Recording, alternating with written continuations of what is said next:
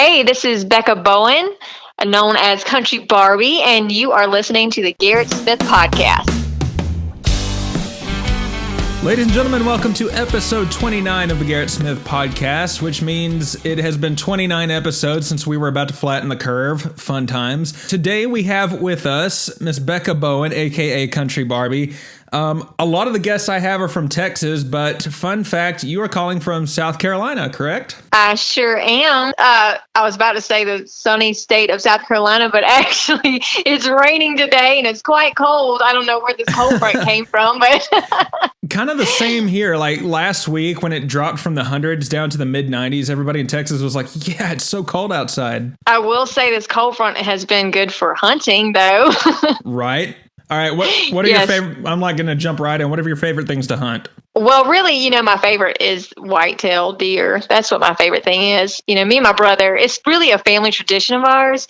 It's how we feed our families every year. We'll fill our freezers up and feed our parents and friends and children and just the whole family. But so we'll hunt a lot during deer season. If you want to find me, usually I am in the woods. so if somebody's looking for me, they know I'm in the woods. So that's awesome. I think anyone that follows your Instagram would definitely attest to that. It's like, yeah, there's quite a few photos that are all woods based. Yeah, it's like especially I'm a single woman, and during deer season I do not date at all because it's awful. I always think, I was like, gosh, I haven't been on a date at all, but it's because of deer season.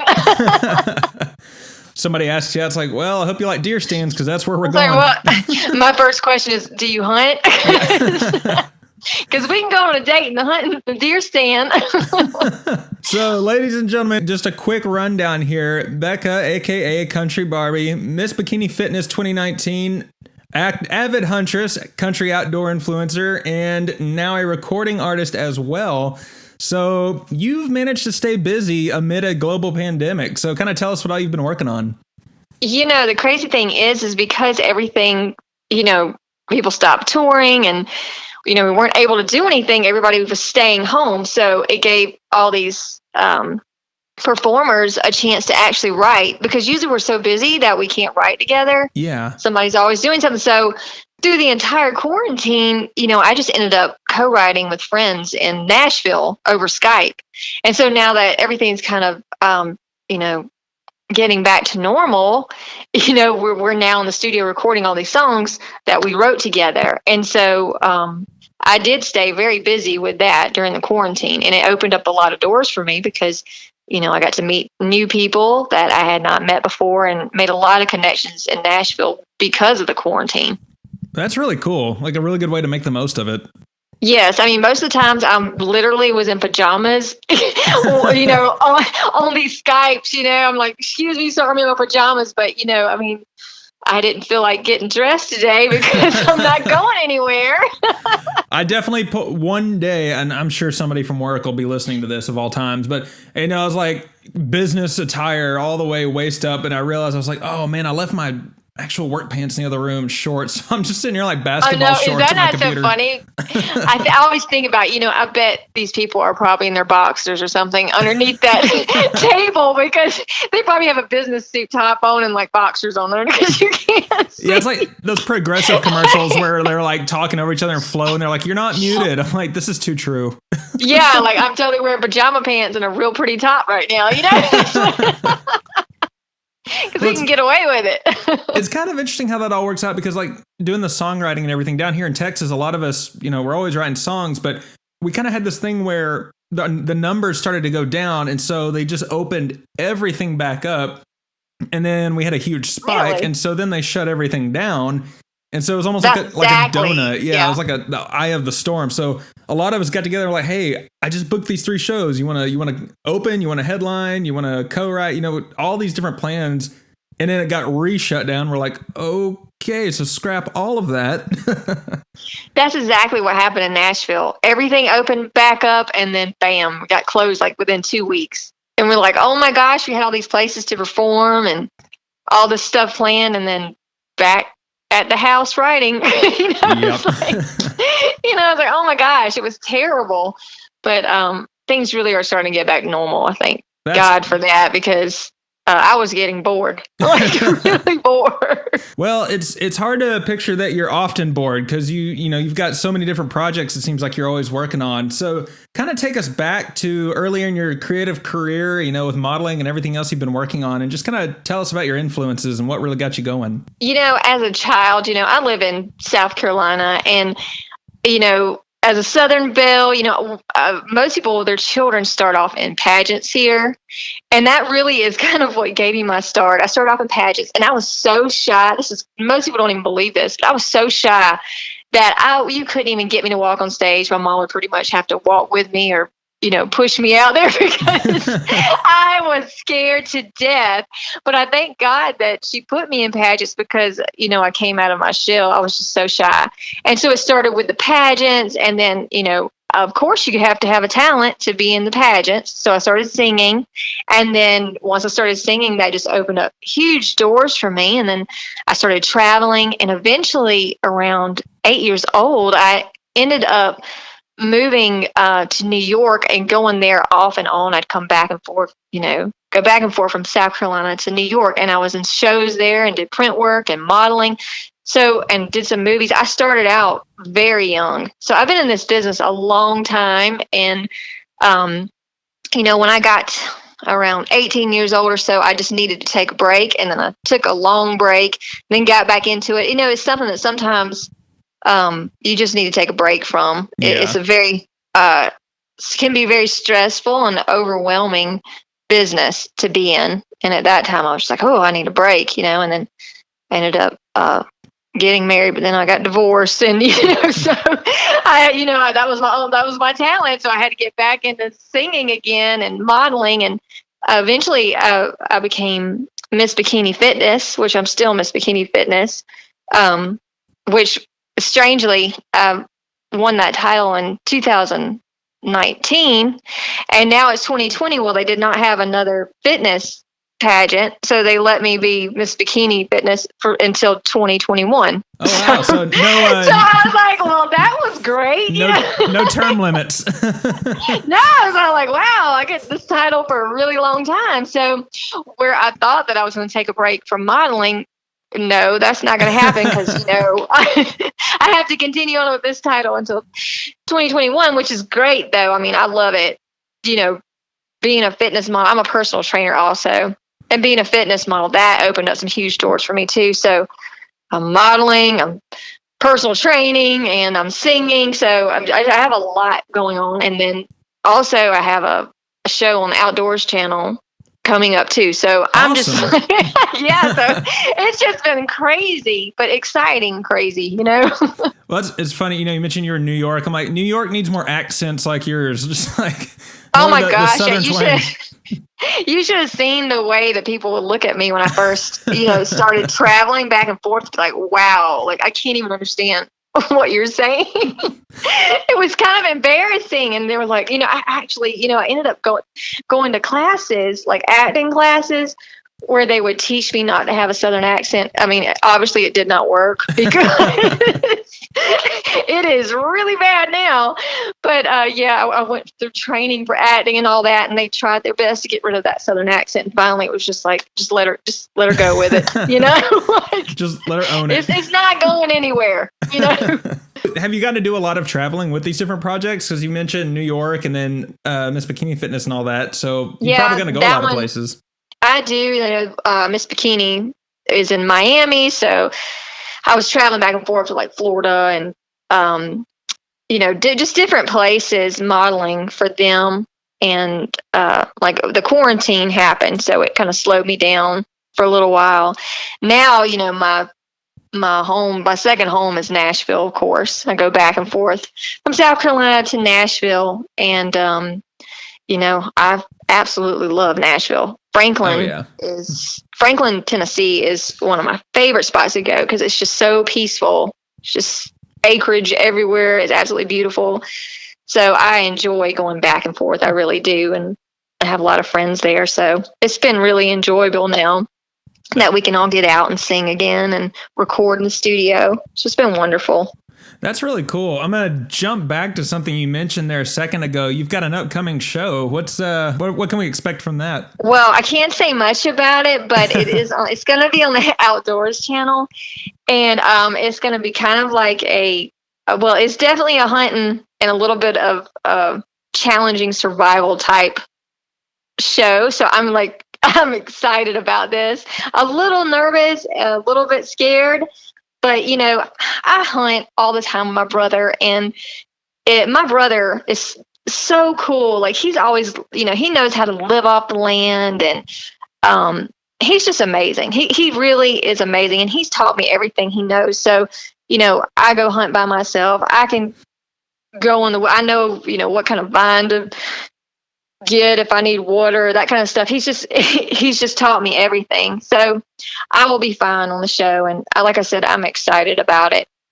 But he is nervous about me doing it, because he's like, gosh, he's like, I'm always like somewhere around though, like near you, so I'm a little nervous about you doing this on your own. I'm like, you taught me everything, I'm gonna be fine, But the other day, I had my crossbow, and I kid you not, I got something.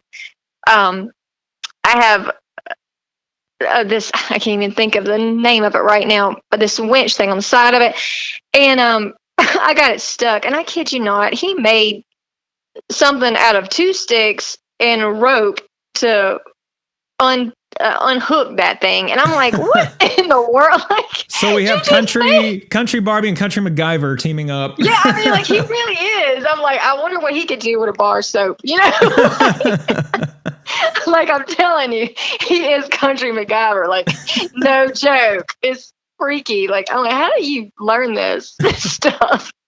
I think he's just always winging it. That's what I think. And he just wants me to think that he knows all this stuff, but he's probably making it up as he goes. Like, well, speaking of nicknames, so tell us how you got the nickname Country Barbie. Okay, well, I got that nickname because as a child, like I said, I used to be in all these pageants, and then I'd sing, but I started, going to visit my grandfather on the weekends, and, he lived kind of in the boonies. We had a pond out there, and on the weekends I learned how to fish, and I loved being outside. And this is crazy, but he even taught me how to like make his cigarettes for him and stuff. Oh, wow. Yeah, he did. It really was like a different kind of life. He was a farmer, and he would make me boil peanuts and these huge collard greens he would grow on the farm and stuff. And so I had this really country background because of my grandfather.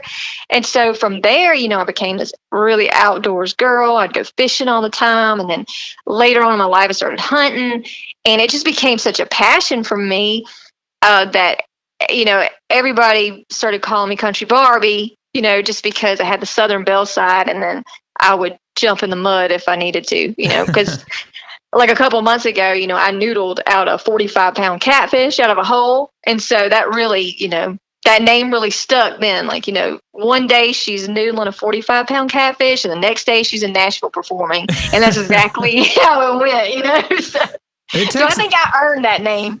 Noodling takes a lot. I don't know if you follow her or not, but there's somebody on Twitter and Instagram, Hannah Barron.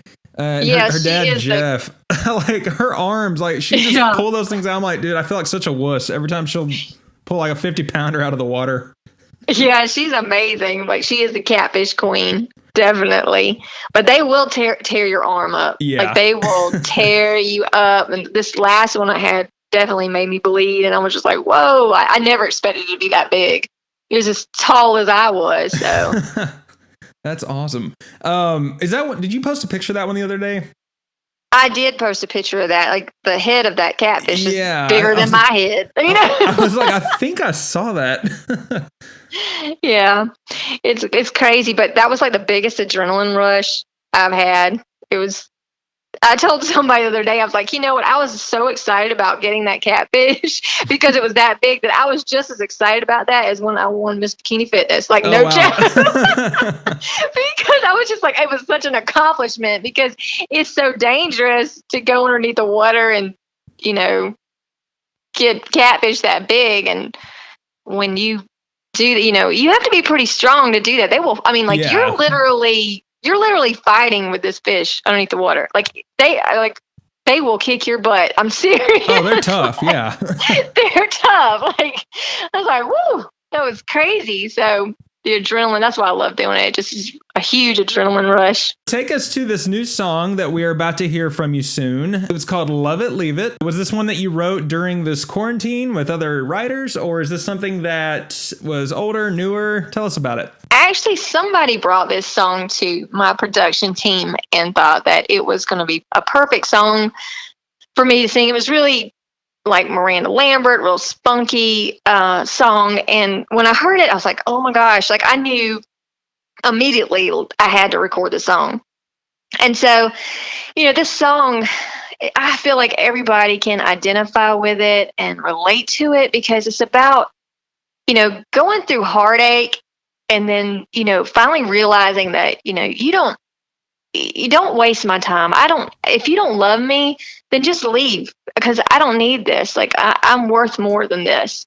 And so that really is what the song talks about. And I think nowadays people play so many games when you're in relationships that a lot of people will like this song because it really just says, if you don't love it, leave it. Bye, Felicia. That's pretty much how that song is. So I'm really excited about the music video because I can't wait for it to come out because I really got to show my personality and be that strong Southern woman that I am. So it was a great experience. So we're getting a song and a video from this. Oh yes, that music video is done and the song is done and it should be out. And they were estimating the end of September, but because of COVID, it looks like it's going to be pushed back to October. So I know I hate that, but we'll see. But everything's done and it's ready to go, and it's just we got to get that release date. But I'm super excited about it. I'm really proud of this project. I really am. And then, about 6 weeks later or so, another release will come out, and it's called Just Be You. And that song is really my favorite song because it's a very heartfelt song, and it's a song about speaking to your children, about, just be who you are and, don't try to rush and things and grow up. And it's a great song. When I heard that, it sounded like a Martina McBride song, and I was like, I have got to do that one too. So. Well, I love songs that are real, and it sounds like that's really what you're going at because there's just too much out there that's fake right now or just overproduced. But I'm like, when the stories come to you like that, it's always just so much better. Yeah, I think, that's why I love country music is because country music tells a story. And like I've said many times before, a song can take you back to where you fell in love, or it can take you back to where you had your heart broken. And it's just, it can make you feel something. And I love a song that gives you goosebumps and make you feel something and take you back to a certain place. And that's why I just absolutely love country music. That's awesome. Well, I'm looking forward to hearing that when it comes out. And I'll definitely be sharing it out for everyone that's watching listening to the podcast here. And so we'll be sure to get those views cranked up right when it comes out. Oh, I appreciate that. Thank you so much. Yeah, I'm very excited. I am too. So I always cap off every episode with like a big 3 questions or a couple of questions. And one question I do want to ask is for anyone listening to this who's not following you yet, what's your handle on the social platforms and where will they be able to watch your video? If you go to Instagram, that's really where I have posted my journey through music and, even hunting and fishing and modeling, everything. You'll get a good perspective of my life through Instagram. And that is at Becca_Bowen_. And then I also have a Twitter, and it's at Becca_Bowen_. Same thing. And shortly I'll be posting a YouTube on the Instagram. And so everyone will be able to follow me on that. That's just something in the works. So that will be here shortly. But you'll get all the updates, release dates through Twitter and Instagram. So that's a great place to follow me if you want to see what is going on in my life. Awesome. And we'll have that link to the where this is posted as well. So people will be able to go down and click and go follow you. And another question, Tigers or Gamecocks? Okay, you're going to get me in big trouble. I don't know. I don't know if you know the rivalry around here between Clemson and Carolina, but I'm telling you what, you could go to the Carolina Clemson game and about get into a fight. Like, yeah.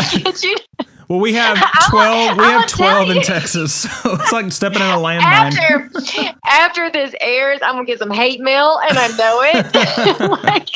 I'll probably get some death threats. I mean, you have no idea. But I am a diehard Gamecock fan, and I'm the true fan. So even if they're not doing very good during a season, I'm still in the stands screaming like crazy, supporting my team. But I am a definite diehard Gamecock fan. My dad was, and I will always be a USC fan. I'm sorry, Clemson. I have a lot of respect for y'all, but I can't help it. Well, that's funny. I did my grad work at A&M, and so yeah, we play South Carolina every year. But it's like at the end of the day, it's like, okay, SEC. I gotta lean towards South Carolina, and I'm still salty with Clemson for that bad call from 2 years ago. So I'm kind of with you there. Oh well, good. You can come to my town now. There you go. You're welcome to come in. Well, in the state of Texas, we've got 12 schools that are in Division I FBS alone, and it's kind of like, okay, that's just one division. It's like going in a minefield. It's like don't make anybody mad. Yeah, absolutely. I'm telling you, people are serious about their college football. Yeah. Like, very serious about it. Well, especially because we didn't know if we were going to get it this year, so it's kind of like, all right, we'll just kind of take whatever happens. I know. Like, I look forward to this every football season. Love it.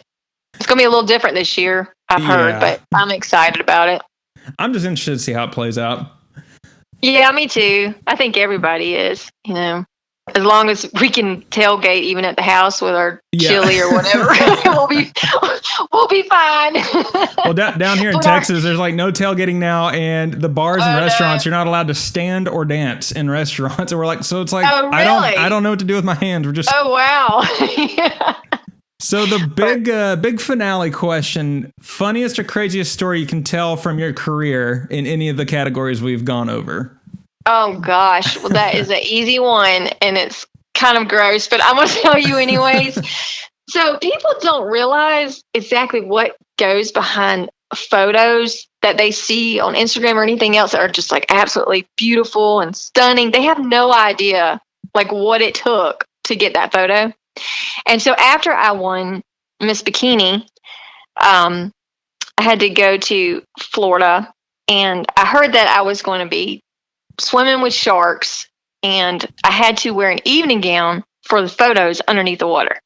So I'm thinking, we're not going out far. We're just going, like a little bit offshore, and I'll be right there.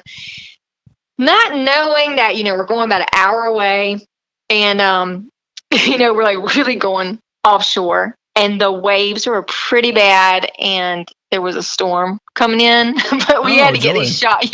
Yeah, we had to get these shots. Well, I happened to be on the boat. The guy, I can't remember his name, but he does all the National Geographic documentaries and everything. And he was missing a pinky. And so he looks at me and he's like, just remember, you might get some nurse sharks up here and bull sharks will come out. They're chumming the water. I was like, what? They're chumming the water? Are you serious? Nobody told me they were chumming the water. You'll be fine. Just do not touch their mouth. You can touch their back if one of those, but don't mess with a bull shark. Well, I know not to mess with a bull shark. Yeah. But you know what I mean? Like, I'm out. That's when I'm out, So he's like, just, keep your hands away from their mouth. Okay, you don't have to tell me twice. Okay, so I'm getting in the water, and nobody's thinking, this dress is going to become extremely heavy when I hit that water. I didn't know it was going to be heavy. So I'm not even joking. I just kind of sunk. I was like, oh my God. I'm like fighting to try to get back up, but I just kept sinking. And, this is deep, deep water. Like, it's not like I could just sink down and touch. Right. Yeah, the sea floor. You know what I'm saying? I'm stuck. There's sharks all around, swimming around. They're chumming the water, and I am sinking. So my makeup artist, God bless her, was in the water with me, and every time I would sink, she would swim down there and help pull me back up. I mean, so I wouldn't drown, and then I get seasick, so I literally start throwing up in the water. Oh my gosh. So I'm in a beautiful evening dress, which feels like 300 freaking pounds, and I'm throwing up in the water, and I'm trying to get these shots. I'm like, you got it, just a few more shots. You got it. You can do this. Just, brace yourself. You got this. And literally, those were probably the prettiest pictures I've ever taken. Oh, wow. In my life. Like, he's like, you're going to love these pictures. Just wait till we get out of here. I'm like, just take me home. Please just take me home. But when I saw them, I was like, oh my gosh, like the sharks around and everything were just unbelievable. And just, literally looked angelic underneath the water. But I was like, I will never, ever take pictures in an evening gown in the middle of the ocean ever again. I don't care how much anybody pays me. I will not do it again. So that was the craziest thing that's ever happened to me. Definitely. Wow.